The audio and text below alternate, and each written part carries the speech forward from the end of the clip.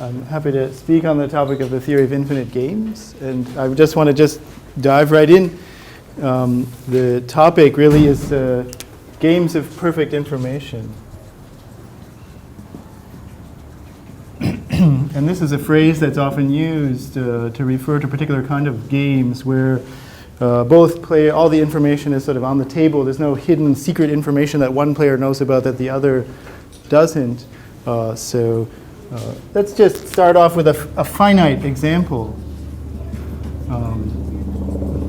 Of course, there's hundreds of examples, but let's talk about NIM. How many have heard of the game of NIM? Have you heard of NIM?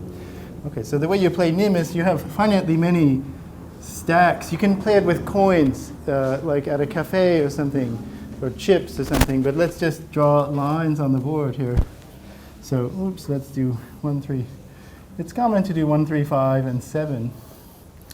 But you can start with any number of stacks or heaps, and then there's two players, and they take turns removing as many coins from one stack as they want. And the goal is to take the last one. So a move consists of picking a stack and removing some. You can remove all of them. So this would be a valid move to take away that whole stack. Or another valid move would be to take away 3 from that stack. And you want to take the last one. So would anyone like to play me a game? Would you like to play? Well, if you go first, then you're going to win. You can choose whether you go first or not. So shall we play with this one here? So would you like to play? Okay. Do you want to go first or second? I'll go second. You'll go second. Okay. So in that case, so you want me to go first? Absolutely. Okay. So I'm going to go like this. That's my move. Okay. And now you can pick any stack you like. And you want to take the last one. Okay. In that case, I take this whole stack. Okay, I get to take the last one. Okay, so shall we play again? So does someone else want to play? So shall we do, this is 1, 3, 5. Who else would like to play? Yes? Do you want to go first or second? I'll go first. Okay, here you go. This, I believe there's exactly one correct move.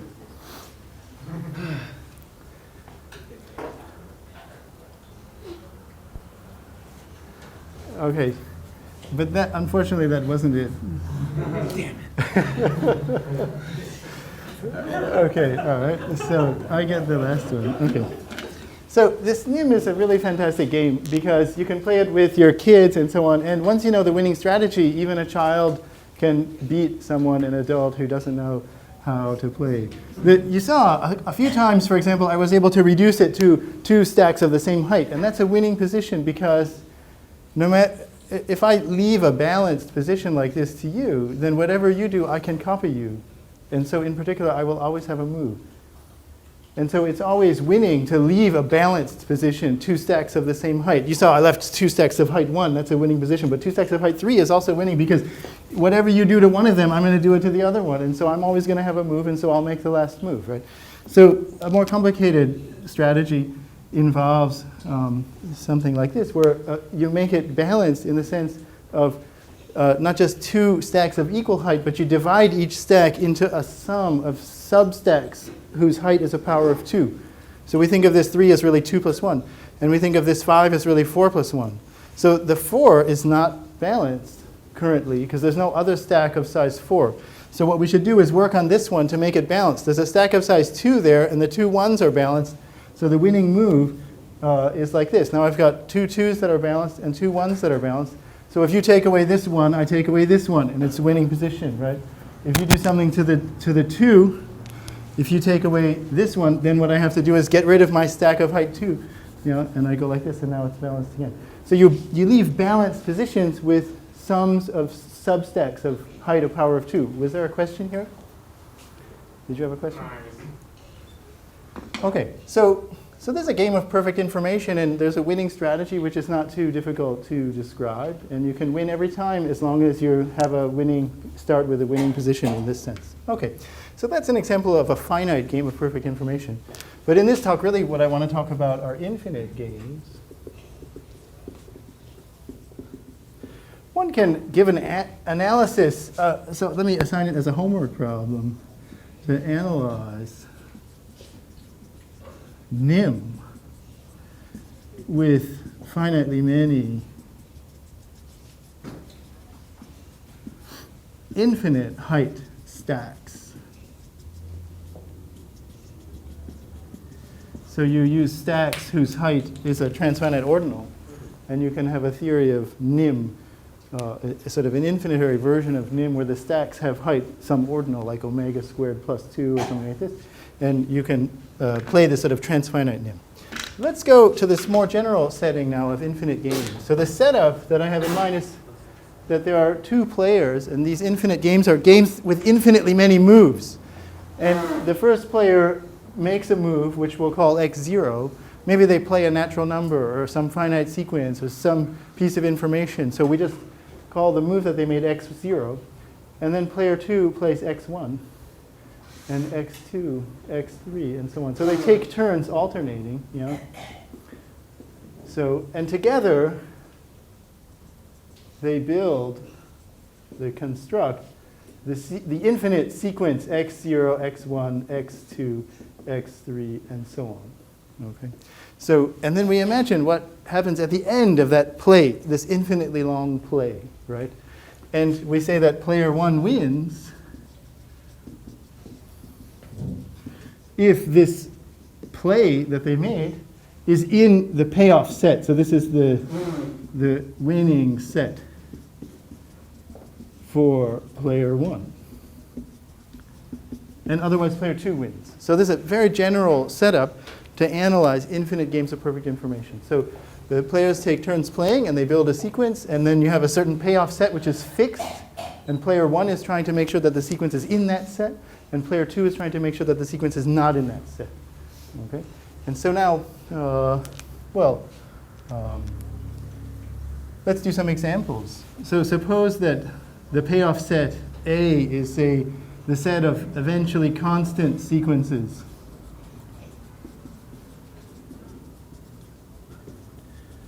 Sequences of zeros and ones. Okay, so the plays are just zeros and ones. So together the two players are building an infinite binary sequence.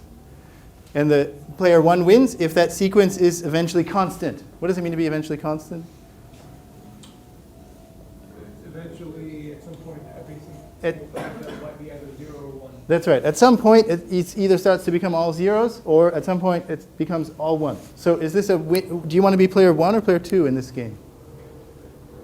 Player 2, because player 2 can ensure that it's not eventually constant by just making sure to every other move play a 0 and every other move play a 1. And that will make sure that even on player 2's positions, it's not eventually constant, and so the whole combined sequence can't be eventually constant. So 2 wins this game. Yes. Okay, how about B, the set of eventually periodic sequences? Okay. What does it mean to be periodic? What is a sequence that's periodic? What does that mean? It repeats. So a periodic sequence is one that repeats with a certain period, right? So maybe every 100 sequence, every 100 steps, it's just repeating the same length 100 sequence over and over again. Eventually periodic means it's a weaker condition than periodic. It means that, okay, maybe there's some junk in the beginning, but eventually it settles into this repeating pattern. Yes? So like the digits of a rational number are eventually repeating. So do you want to be player 1 or player 2? Player 2. Player 2, because player 2 can ensure that the sequence is not eventually repeating by just, how can you do that? Inserting noise.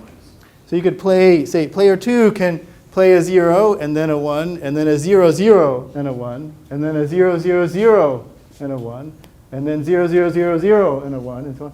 So just these longer strings of zeros with ones in between them. And then no matter what player 1 does, there's no way that the whole sequence combined can be eventually periodic if on player 2's moves it's not even eventually periodic. So player 2 can ensure that the sequence is not eventually periodic, and therefore this payoff set is winning for player 2. Player 2 has a winning strategy in that case. Well, let's do some more examples. So let's do the universal numbers, or universal sequences. So a universal sequence is a sequence such that every finite sequence of zeros and ones appears somewhere in it. So do you understand what I mean? So it's a sequence of zeros and ones such that somewhere in it is the sequence 0, 1, 1. And somewhere in it is the sequence 1, 1, 1, 0, 1, 1. And somewhere in this infinite sequence is, for any finite binary sequence, you can find a copy of it inside the universal sequence. Yes? Like, say, pi? So, for example, many people believe that pi is universal, although this is an open question, actually. It's not proved yet. So, for example, it would follow, if you think of universal sequences, say, of letters instead of numbers.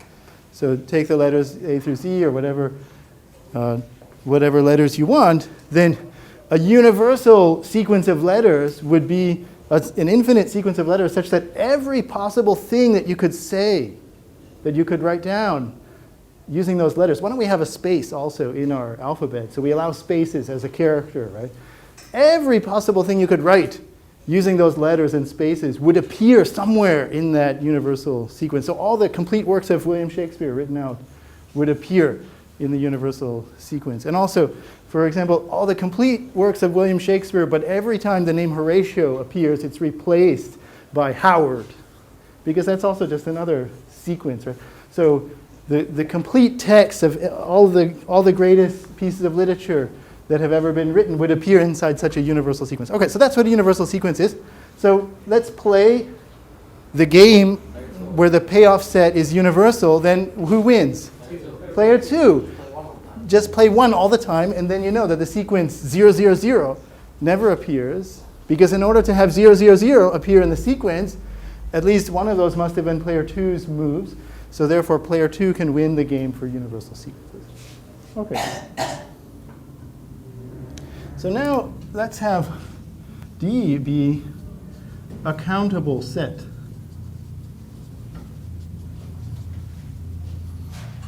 Actually, some of these are countable sets. I just want to take any countable set. A countable set of sequences. So we've got A0, A1, A2, and so on. These are infinite sequences. Yeah? I claim that one of the players has a winning strategy if the payoff set is countable. What are we looking for? What's the I'm sorry? So the payoff set. The total number of sequences is countable? I'm sorry. So the total number of elements in the winning set for player 1 in the payoff set is countable. I claim that one of the players has a winning strategy in this case. So who is it? Can you see? So Wait, by countable, we mean out and all, right? yes, exactly. So we have a list of all of the elements of D. Okay? We can put them on a list. Each one of these is an infinite sequence. Okay? So I claim that player 2 can win, because on the nth move of player 2, yeah, can you explain The it? actualization Exactly. thing. On the nth move, you do something. You look at the nth set in the list, and then on the nth move, you do what isn't on the nth Exactly, exactly. On the nth move, you make sure that you're not the same as the corresponding position of the nth element. So on your first move of player 2, he should make sure that the resulting play is different from A0. And on his next move, he should make sure that the resulting sequence is different from A1. And he can do that because you look at the corresponding digit of this sequence, right? And you just play the other one.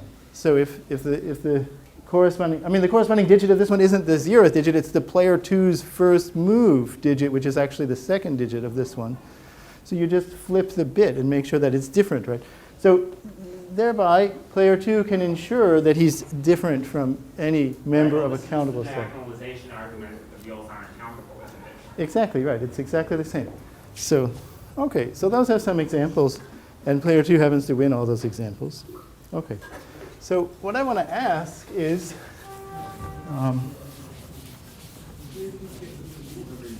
let's be a little bit more precise. So what is a strategy? A strategy for the game, let's call it G sub x. This is the game G sub x. Of course, once you specify the payoff set, then that determines the game, right? And there could be many different plays of the game. They could play it once or twice and so on, all with the same payoff set. So we're thinking about that game. And a strategy for this game is a function. What should a strategy do? A strategy should tell you what to do while you're playing the game, right? So given a finite play so far, the strategy should tell you what to do next. So it's a function mapping finite sequences to the next move to be played. Okay? So it maps x0, x1, x2, x3, and so on, up to xn, and maps it to xn plus 1, the move to be played. Okay? That's what a strategy is. It's just a function. I'm not saying whether it's a good strategy or a bad strategy. A strategy is a function that tells you how to play. Okay? A winning strategy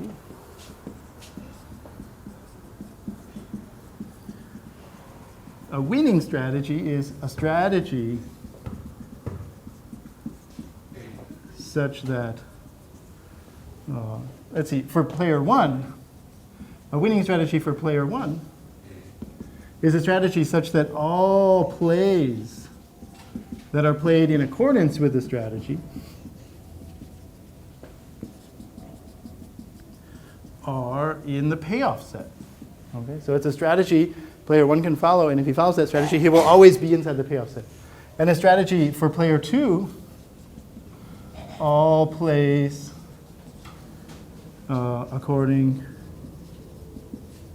to it are not in X. Okay. X has to be uncountable if X has to be uncountable if player 1 is to win, right?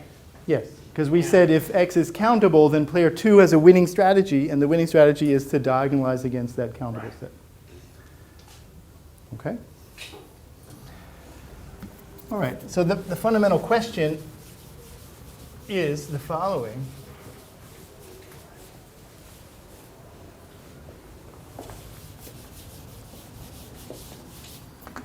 So the fundamental question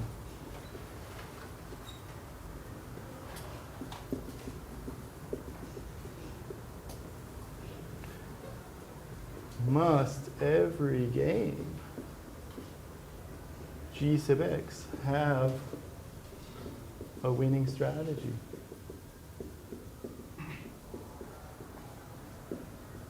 For player 1 or 2. Okay, yes? Question? Tic-tac-toe doesn't. Okay, so for tic-tac-toe is different because in the games G sub x, there's always a winner. There's no ties. Right. In tic-tac-toe, the reason there's not a strategy is because there's ties. Right. So if you put tic-tac-toe into this kind of framework, then you should say that in a tie, a designator player wins, say X's win or something, and then there would be a strategy in that case. Mm-hmm. So because in G sub x, if player 1 has not won, if the play is not in X, then player 2 has won that play, right? So there's no ties in these kind of games. Yes? So question?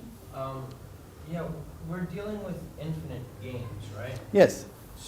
So the plays are infinitely long. So couldn't you get into a sort of infinite loop where here's player 1's going to be winning and here's player 2's going to be winning? Okay, well, let's think about that. Must every game have a winner? So, yes, every game has a winner because once you have the play, then either it's in X or it's not. And if it's in X, then player 1 has won the game. And if it's not in X, then player 2 has won the game. So every game has a determined outcome, a winner for that play. Yeah, but just because you won that play doesn't mean you have a winning strategy, because maybe your opponent played badly, and if they had played differently, maybe you wouldn't have won. So, right, so just because you know what happened in one play of the game doesn't mean you know that you understand the whole game, right? So this is the fundamental question. Should we expect one of the players to have a winning strategy? Yes? Yes.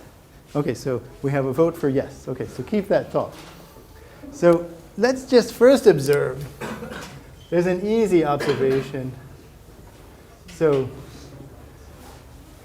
it can't happen that both players have a winning strategy. That's obvious. Why is that obvious? Yeah, you play them against each other, right? And then they both have to win. So the resulting play has to be in X, and it has to also not be in X, the contradiction, right? Okay, so at most, one of the players has a winning strategy. Okay. So what I want to do is talk about a special case. So it's called open games. So the open games are games where if a play is winning for player one, this was already revealed at a finite stage. In other words, every winning play, there was a point where no matter what happened after that, it would have been in the payoff set. Okay? So this is a condition, and it corresponds exactly to saying that the set X is an open set in the product topology, if you know what that means. So we can think about an open game is a game which, if player one wins, then they have essentially won at a finite stage. There's a finite stage of the game where no matter what they did after that, they would have still won. So think about a game like, say, infinite chess, where we play chess on an infinite board. If you win in chess, it's because you made a checkmate happen. And if you made the checkmate happen, then it occurred at some finite stage of the game. And then no matter what happened after the checkmate, I mean, the game sort of is over at that stage, right? So that's an example of an open game. Yeah. So open games are games which, when they're won at a finite stage, and you have all the information you need at that finite stage in order to say who the winner is. Okay. So it's a beautiful theorem of Gale and Stewart.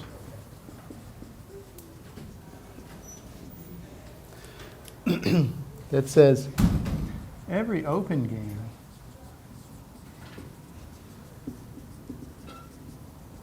is determined. In other words, has a winning strategy.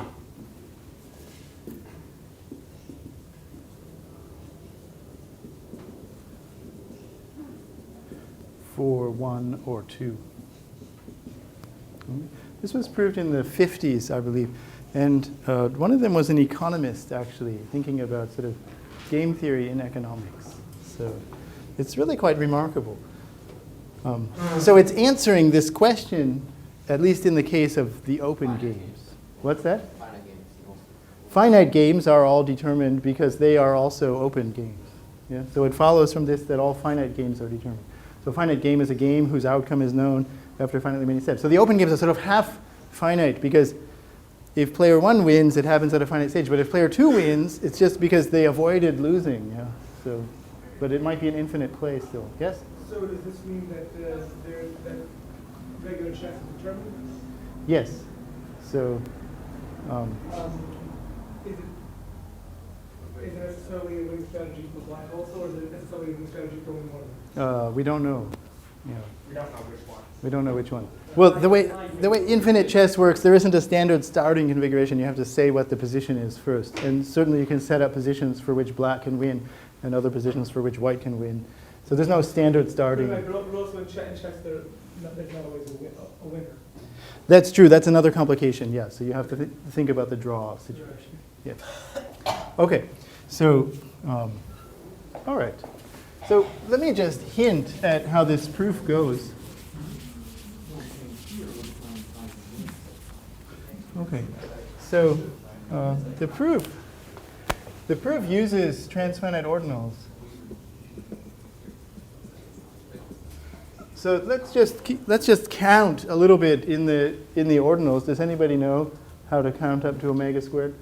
So We can start, I think everybody knows how to start counting 0, 1, 2, 3, 4, and so on. Okay, but then the first infinite ordinal, what is it called, you know?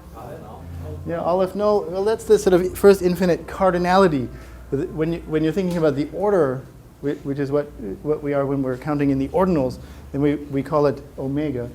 But omega and Aleph Null are sort of names for the same thing.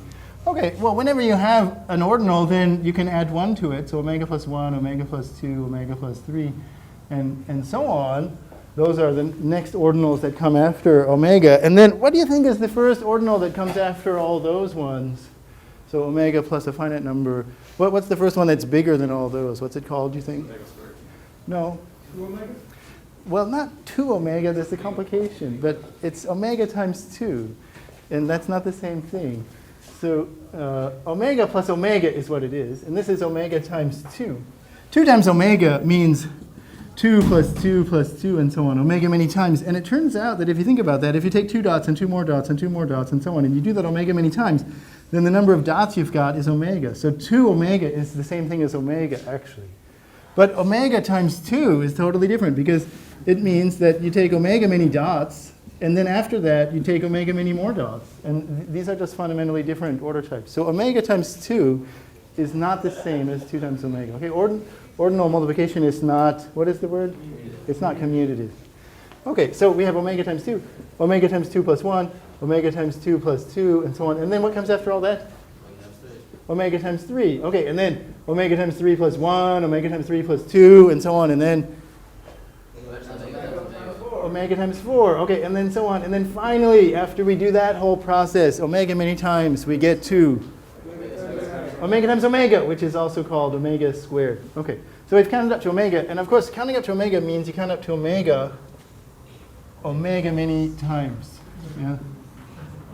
So does that have cardinality Aleph 1? No, it's still countable because it's countably many countable sets. So it still has cardinality omega, Aleph 0. It's still a countable ordinal. Okay, so then we go omega squared plus 1, omega squared plus 2, and so on. Yeah, it's like, if you start at any point and then keep counting, it looks just the same as what it did from the beginning, right? So, okay, then you get omega cubed, omega to the 4th, and so on, and then omega to the omega, and so on. Okay, so this is counting in the transfinite ordinals. I once had a big argument online about whether children can learn how to count up to omega squared.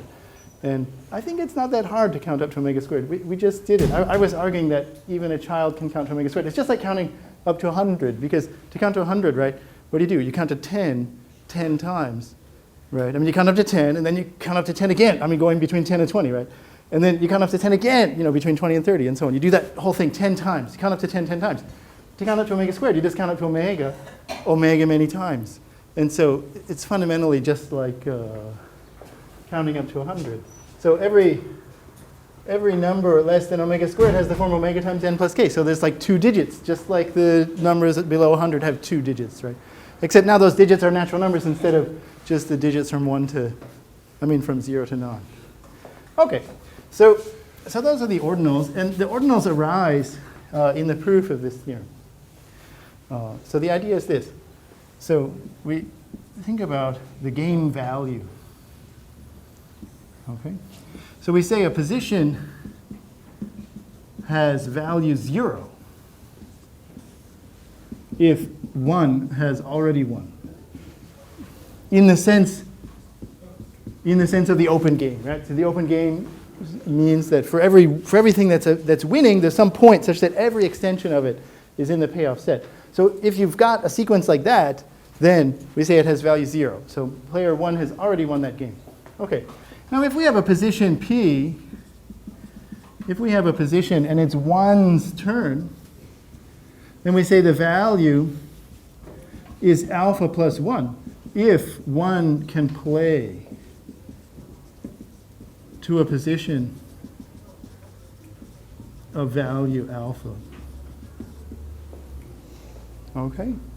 So a position with value 1 is, player 1 hasn't won yet, but there's a winning move, which if player 1 plays that move, then he will be in a winning position. Right? Okay.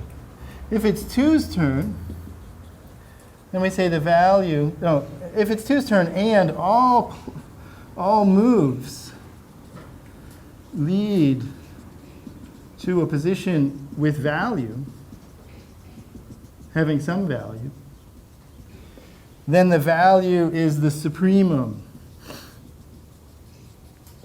of those values.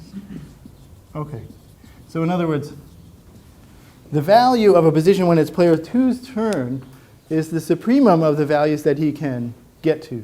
Okay, so you should think of player 1 wants to make the value low. He wants to get value 0, because that's how he wins. Player 2 wants to keep the value high. Okay, so now the observation is that. What if all moves don't lead to this value? What's that? How do you know that all moves lead? Yeah, some positions might not have a value. Yeah. Okay, and that's part of the argument. So if a position has value, then one can play the value reducing strategy.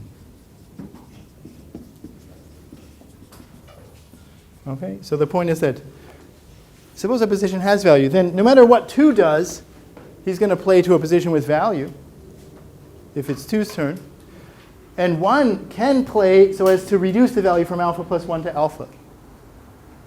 So if a position has value, then 1 can play to reduce the value, and 2 can't make it go up. So therefore, the values will inevitably go down. And they must go to 0, because there's no infinite descending sequence of ordinals. So therefore, if a position has value, then player 1 has a winning strategy. And if a position has no value, then 2 can play to preserve this.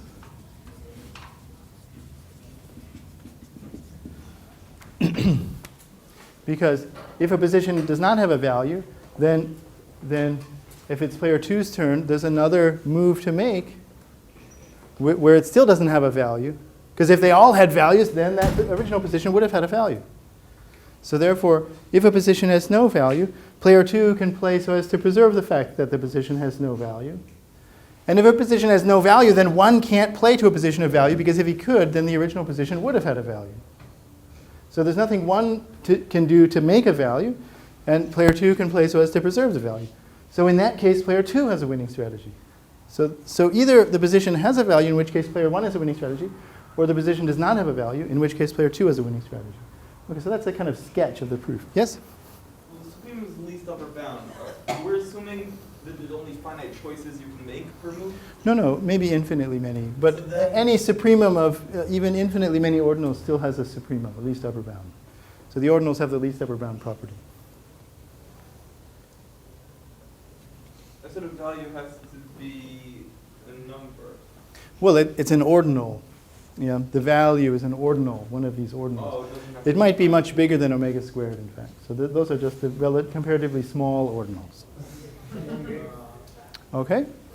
All right, so I just wanted to give you a kind of sketch of how this kind of infinitary way of thinking about ordinals can lead you to prove quite remarkable theorems like this. Okay, so let me go on now. So we still haven't really answered the question, does every game have a winning strategy? So let's introduce the axiom. Well, it's the axiom of determinacy. Let's hope they do it this. It's been 40 years, man. It's called AD, axiom of determinacy. And it asserts that every game is determined. So in other words, every game has a winning strategy for one of the players, for exactly one of the players. Okay? So, all right. So let's think a little bit about this axiom. If you think about the assertion that player 1 has a winning strategy, what's a way of kind of writing it in maybe, so we're thinking about the game, say, G sub x. So the payoff set is x. then to say that player 1 has a winning strategy is to assert that there is a move for player 1, so that no matter what player 2 responds, there is a counterplay for player 1, right? So that no matter what 2 does, there's a counterplay and so on, such that the resulting sequence is in the payoff set. Okay. So how many have seen this kind of quantifier for all in there? Is this familiar to you? No? Okay. So this is there exists, and this is for all. Yeah? So what does it mean to say player 1 is a winning strategy is to assert that there is a play so that no matter what the opponent does, there's a counterplay, so that no matter what the opponent does, there's a counterplay, and so on, such that the thing is in. Okay. And now 2 has a winning strategy is the assertion, no matter what the first player does, the second player has a play, so that no matter how the first player responds, the second player has a play, so that no matter how the first player responds, and so on, such that the resulting play is not in the payoff set, because player 2 wants to be out of the payoff set, right? Okay. So I want to just think logically about what happens when you negate a kind of statement like this. So what happens if I say, not there is an x, phi of x? So this is the same, this is logically the same as, can someone sort of, I want to push this not inside. Yeah, what okay, for all x, not phi of x, right? Okay. So when you negate a quantifier, it changes to the other one, and then the not is still inside, right? Okay. And if you negate, say if I have 2 statements like this, yeah, the alternating quantifier, I could push it in. What does it turn into? For all x, there is a y not phi of x. Yeah, if it's not the case that there is an x such that for all y something happens, then there must be, then it must be that for every x there's some y for which it doesn't happen. Right? Those are logically equivalent. And so let's think about this axiom of determinacy now in terms of, AD is asserting that one of the players has a winning strategy, right? So AD asserts that if it's not the case that 1 has a winning strategy, then 2 has a winning strategy. And we already know that they can't both have winning strategies. So AD is exactly asserting that 1 does not have a winning strategy if and only if 2 does. Yes? Because if 2 does have one, then 1 doesn't. And if 1 doesn't have one, then under AD, 2 has to have one. That's exactly what AD asserts. So let's just translate it. So AD is asserting that not there is an x0 for all x1, there is an x2 for all x3, and so on, such that this thing is in x, is equal to, for all x0, there is an x1, for all x2, there is an x3, and so on, such that x vector is not in x. So it's just exactly asserting the analog of these laws. Does anybody know what these laws are called? So these are the De Morgan laws of logic. So the point is that AD is an infinitary De Morgan law. Okay, yes? De Morgan doesn't actually imply AD though, right? No. Finite things out. No. So because although we believe the finite De Morgan laws, we can prove them as a matter of logic, the only interpretation we have for this infinitely many alternating quantifiers is this game theoretic one. And so this is just a very suggestive way of asserting the axiom of determinacy. That really the only interpretation of what it means to have this infinite string of quantifiers is that there is a strategy of a certain kind in the game. And so I'm not saying that AD is following from De Morgan's laws and that this De Morgan law can be established as a matter of logic. That's not the case. Okay, so this is pretty good evidence, though, that AD is true, I think, because it's asserting the analog, the infinitary analog of a law of logic. Yes? So you couldn't write an inductive proof for the infinite case? No, there isn't one, for a reason that I'll explain. Okay, so let me just mention quickly that AD has amazing consequences.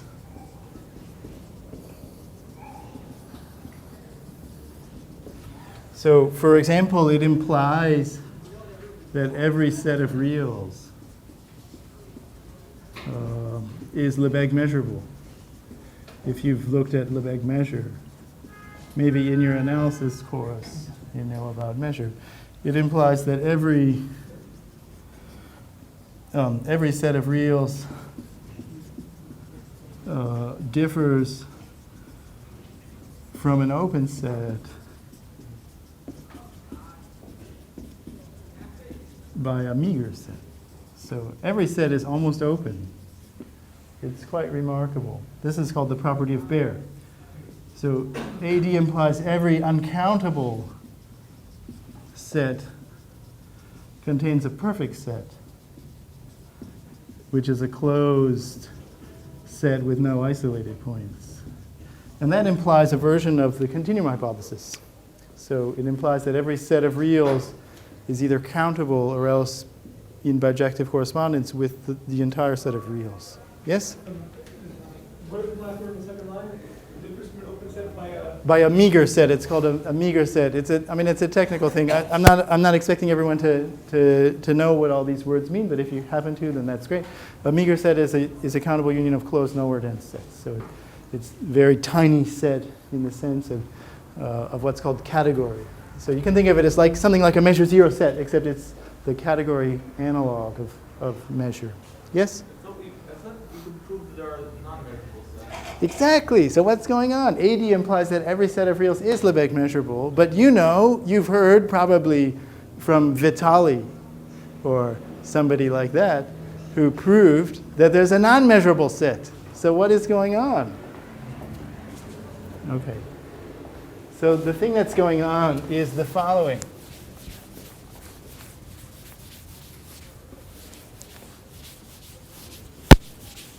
Meanwhile,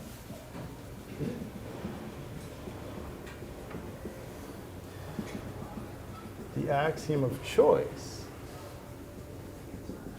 implies that AD is false.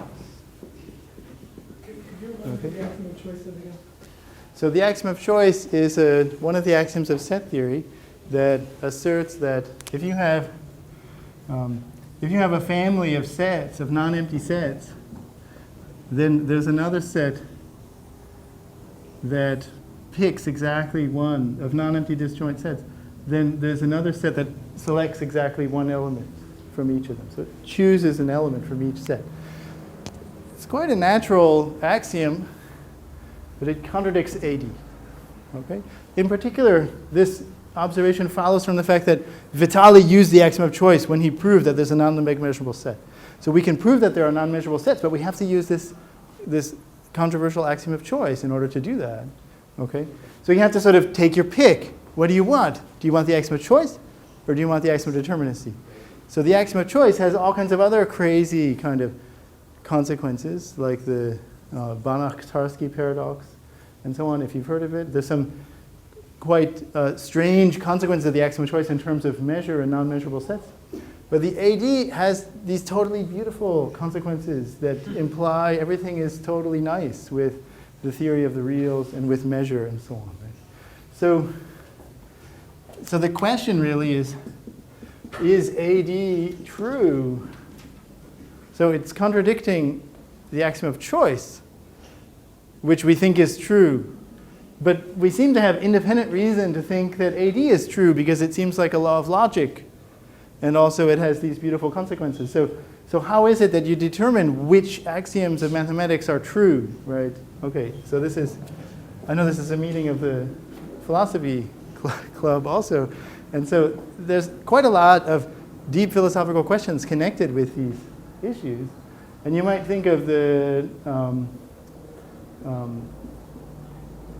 the philosophical position of consequentialism as a criteria for deciding the truth of mathematical statements by looking at the consequences of those statements. So AD is pretty competitive on the grounds of consequentialism because it implies this totally regular theory of the reals and of the theory of Lebesgue measure and so on.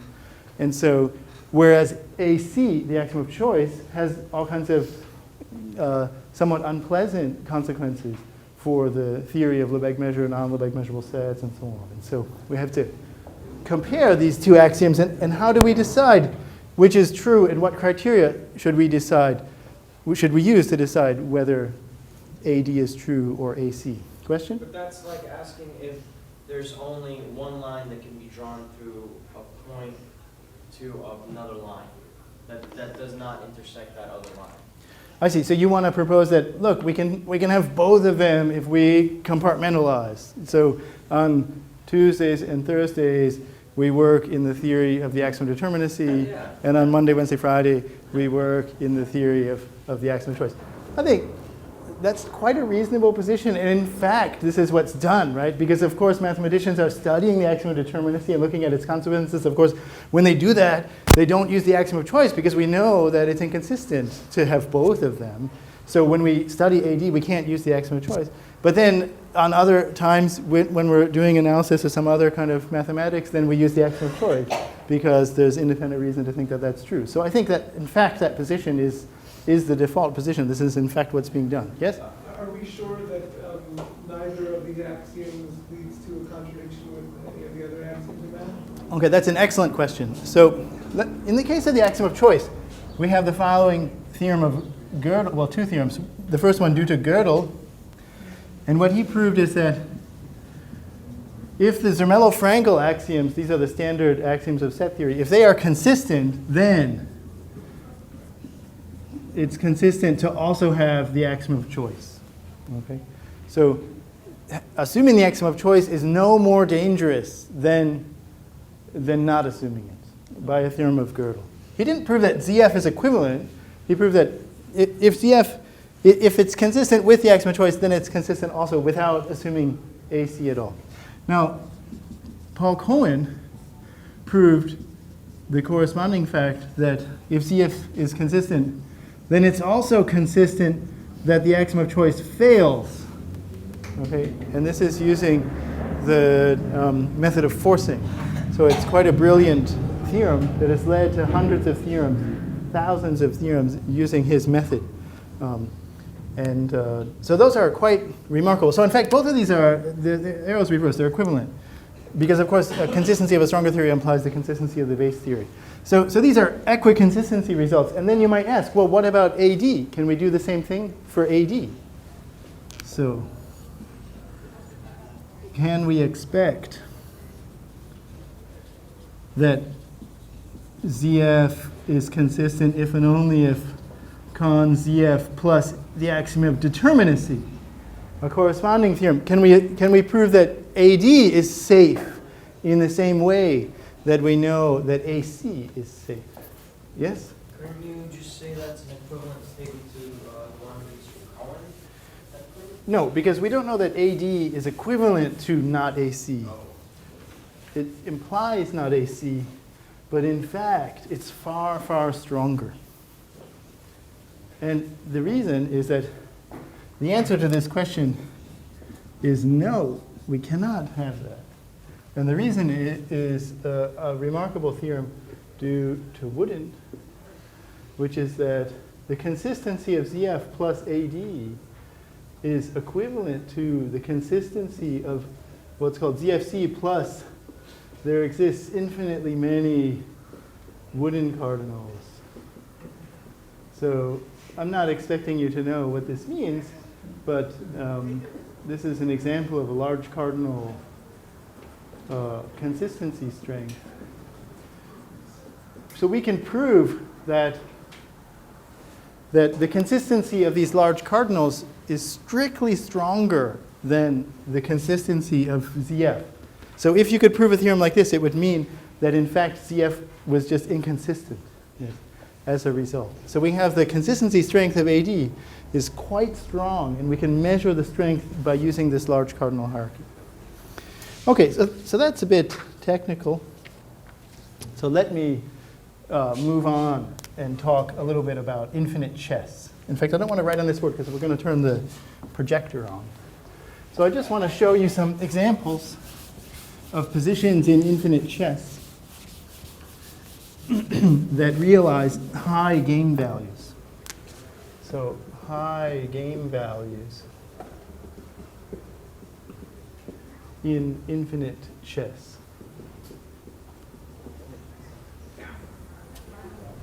Okay, so I guess let me erase this.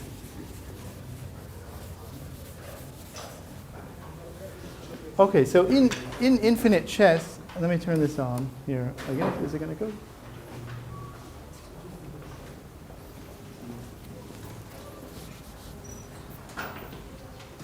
So, oh, is it? Oh, it has to warm up. Oh, do I have to push it again? Because are you going to explain the chesses? Yes. Okay. It's on. Okay, so while it's warming up. So infinite chess is chess played on an infinite chessboard. So you imagine a chessboard that is, there's no edges. It just is continuing in all four directions. Yeah? But you still have pieces like knights and bishops and rooks and pawns and so on, and they move in just the way that you would expect. And so let me show you an example position here. Let's see. Transonic game values. Okay. So let's look at this position. Can everybody see that position? Let's see. I wonder if I can zoom in here. I can do Control L. No, that's no good. Let's see. Let's go like this. Oops. Oh, maybe I can zoom in a little more. Okay. Oops. Okay, so we should think there's no edge on the board. Okay, it keeps going. Yeah. So this is a position that has 3 black rooks and a black king, and there's a white queen and white rook. And this is the start of the game. As I said, in infinite chess, there's no standard starting condition. The way you play the game is you describe a finite position or a position on the board, and then you play from that position, right? So who's going to win? It's black's turn, which is what this triangle indicates. Who would you rather be? What way of the game? Taking the whole pieces? You checkmate. There's no white king. Right, okay, so therefore black cannot win. Okay, but maybe black could hope for a draw. Yeah. Okay, so black is playing for a draw because white has no king. Okay. So can black get a draw or not? Those Okay. are pawns. These are white pawns. There's no pawn promotion because there's no edge. Right? There's no en passant or anything like that. Okay. If black moves his rook up, then white has a mating net because white can check with the rook here, and there's no place for the king to go except up. And then the queen comes up, which is protected by the rook, and it's check again, and the king has to go up again. And then the rook goes up, it's check, and then, I'm sorry. Oh, let's see what happened. Oh, okay.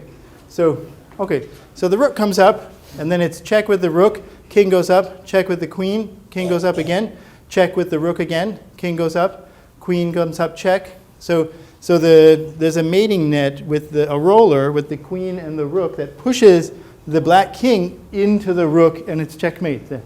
Okay, so white can win, and it's easy to see that if black makes any other move, then white checkmates almost immediately. For example, this one here is queen here is checkmate unless this rook gets out of the way. And if black moves here, there's checkmate here. If black moves this rook here, then it's checkmate here. So there's many checkmates for white if black doesn't follow the main line, which is to move the rook up. Okay, so now observe though that white has a winning strategy, we argue, because black better move this rook up or else he's going to lose very quickly. But black can cause a delay, an arbitrary delay. Because suppose black moves his rook up 10 million light years. There's plenty of room up there, right? Then it's going to take white a long time to mate that king. He's got to chase it all the way up, right? Black can move the rook up an arbitrary height and thereby control how long it will take white to win. Yes? Could he theoretically shoot his rook so far up that it's just gone? That's just like, it's No, just an because infinite. every position on the board is some finite distance. I'm sorry, this keeps turning off. So the point is that this game is a win for white, so it has a value, but black can control how long it's going to take. On his first move, he can move an arbitrary height up and thereby get a position whose value will be some finite number, because it will be that many steps before the checkmate happens. So what is the value of this position? The game value. It's a position with value omega. So this is a position with infinite game value. And the character of a position with infinite game value is that it's black's turn, and he is going to lose, but he can cause an indefinite delay by playing. There's infinitely many moves to make that make the game take longer and longer. Okay, so let's look at a few more examples because we don't have much time here. So those are some variations. Let's see. I want to show you. Okay, here's another one. Let's look at this one here. Okay, so so this position also has infinite value. So it's a similar kind of thing. The pawns keep going. So now, basically, black doesn't have too many moves. If black allows white to take with the pawn, then this pawn comes up and the rook comes up, checkmate. Right. So basically, white wants to move some pawns out of the way so the rook can make checkmate. So black is going to say, no, you can't get those pawns out of the way.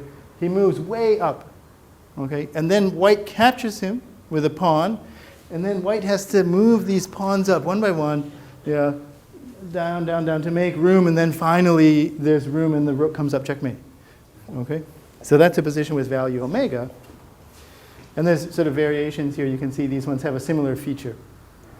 Okay, so now let's look at this one, which is a variation on that idea. Okay, so the position inside here is the same as before. Black moves up, white captures the rook and aims to move the pawns up. There's a hole in that pawn column. And white is going to advance the pawns one by one so as to get this pawn up and then checkmate, right? So, but meanwhile, out here, black has a rook and the white king. So when the rook is captured, then instead of allowing white to advance the pawns, black says, check, right? Instead of thumbing his nose. And then if Okay. the king goes to the side, The king can't just run away, because then black just says check, check, check, check, check, and it's then infinite. but what if the king went to the left? If the king goes, if the king goes to the left, Then the rook Then- is to the right. it's fine. The rook, when white advances a pawn, this rook goes way out here and checks from this side, okay? And then if white is hanging around over here, then it's just infinitely many checks, and then the checkmate never happens, and black gets the draw. So if the black rook comes out here and then checks, white cannot allow that black is just going to check him over and over again because he wants to advance the pawns and make the checkmate, right? And so what is he going to do? He's going to chase this rook down. He's going to move diagonally towards the rook. And then check, move diagonally, check, move diagonally again, and keep doing that for as long as the rook was away. Okay? So can you see how it happens? Okay, so basically every time white wants to advance a pawn, black moves very far away, 10 light years, and then makes a check. And then white has to spend 10 million light years worth of moves to chase the rook down and then almost capture the rook. But then black doesn't check one more time. Instead, he moves 20 million light years out. Okay, and white moves one pawn, and then black does it again. Yeah, so every time white moves one pawn, black causes this huge delay, this harassing check sequence, yeah? And then happens again, and then one more pawn, and then black goes even farther out, and check, check, check, check, check, check, check, check, check, you know, for eons. And then finally, white chases him down, and black moves away again, and then one more pawn, and so on. So depending on how high this rook goes, it's the number of those huge delays that black gets to cause. So eventually, white is going to win, but black really can control it. Okay, let me just... It's omega squared, right? It's omega squared, exactly. Yeah, who said that? Yes, it's exactly omega squared. Okay, here's another omega squared position. So this one is called releasing the hordes. So it's a similar idea. White wants to open the door and let the queens in. But it's the same pattern. So the rook goes up, is captured, and then the rook is causing this infinite delay. Eventually, the pawn moves out bishop, and then the door opens and the queen's going. Okay, so that's omega squared. Let me just show you two more positions. Oh, this is a lock, door, and key. So, okay, this is position. This one has value omega squared times 4. It's just 4 rooks here, but each one, these ones are stable. You have to do this one first, and then there's the harassing rook and king that you can't see. So this rook happens, and then it's caught up, and then eventually these bishops are released, and the pawn comes up, and it sets the next one in motion. So there's 4 of them. So that's omega squared times 4. I don't really do constructive mathematics so much, but it's a very good question, and I don't know if AD has been looked at by the constructive mathematicians. So, but I'll definitely think about that, actually. So that's a really good question. Is the axiom of determinacy the standard axiom of game theory? Is that the game theory at all, or Well, is that irrelevant? Not really, because most of the games that the game theorists look at are open games, actually, and they are all determined. And in fact, even when you're looking at a game that's not an open game, then it's almost certainly a Borel game. And actually, the Gale-Stewart theorem is proved for Borel games also. So games that you can define in a very simple way are known to be determined. So the non-determined games are the games that are coming from the Axman Choice and so on. You have to really build the counterexamples. And so, if you're looking at an actual game that arises in the context of game theory, then almost certainly it's determined. Okay.